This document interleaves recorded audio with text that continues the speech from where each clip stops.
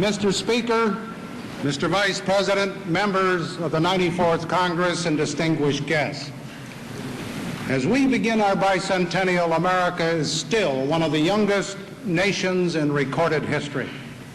Long before our forefathers came to these shores, men and women had been struggling on this planet to forge a better life for themselves and their families.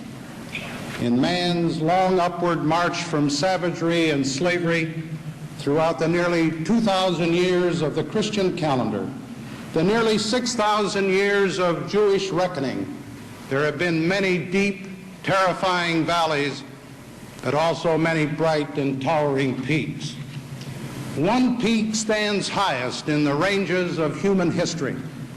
One example shines forth of a people uniting to produce abundance and to share the good life fairly and with freedom. One union stands out, the promise of justice and opportunity for every citizen. That union is the United States of America.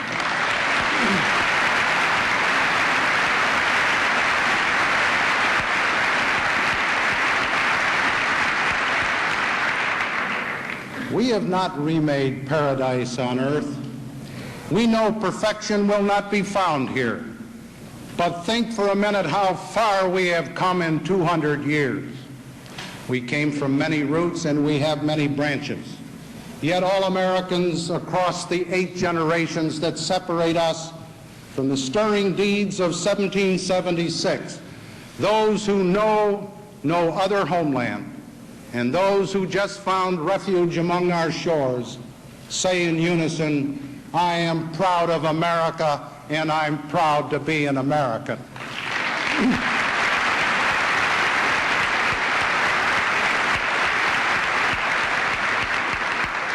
Life will be a little better here for my children than for me.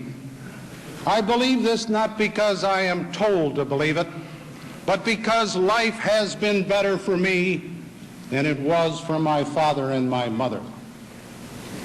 I know it will be better for my children because my hands, my brains, my voice, and my vote can help it make it happen. It has happened here in America. It has happened to you and to me. Government exists to create and preserve conditions in which people can translate their ideals into practical reality. In the best of times, much is lost in translation, but we try. Sometimes we have tried and failed.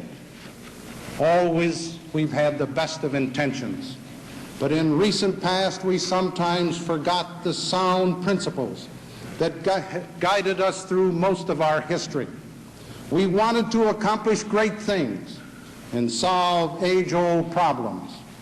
And we became overconfident of our abilities. We tried to be a policeman abroad and the indulgent parent here at home. We thought we could transform the country through massive national programs, but often the programs did not work. Too often they only made things worse. In our rush to accomplish great deeds quickly, we trampled on sound principles of restraint and endangered the rights of individuals.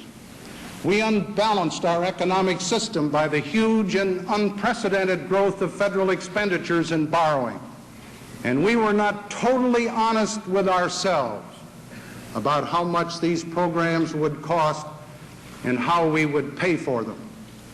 Finally, we shifted our emphasis from defense to domestic problems, while our adversaries continued a massive buildup of arms. The time has now come for a fundamentally different approach, for a new realism that is true to the great principles upon which this nation was founded.